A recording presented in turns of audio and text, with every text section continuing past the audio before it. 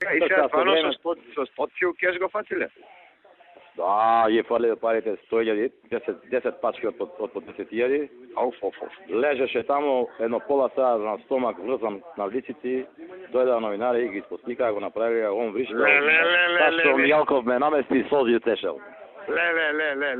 И вика, како ми го начука Сашо Мијалков, а врзан со лицици од позади, као Штроскан. Предлог законот за спречување на емитувањето на така наречените бомби е кукавички обид на владеачките партии да воведат цензура, велат од Либерално-демократската партија. Јасно се препознава стравот и нервозата кај ВМРО, ДПМН и ДУИ од губењето на власта. Овој предлог е во спротивност со членот 16 од Уставот на Република Македонија, а посебно ставот 7 од овој член, кој гласи цензурата е забранета.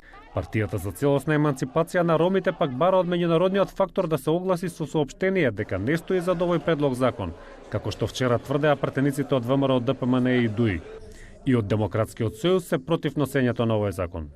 Масовното кршење на човековите права со неовластено прислушување, како и тешките обиди на организиран криминал, не смеат и не можат да бидат предмет на законска заштита. За криминалот треба да се понесе кривична одговорност. По објавувањето на предлог законот остро реагираа и новинарските здруженија.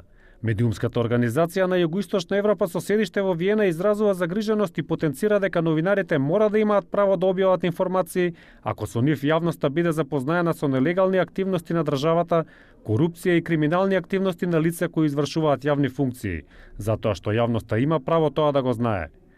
Издруженијето на новинари го осуди обидот за носење на ваков закон. Со овој скандалозен предлог, место очекуваното подобрување на слободата на изразување и независноста на медиумите, власта се обидува да ја елиминира слободата на говор и да им наметне на новинарите и медиумите за што смеат, а за што не смеат да информираат јавноста. И синдикатот на новинари предупредува дека власта со овој предлог закон дополнително ја загрозува кревката слобода на изразување во државата.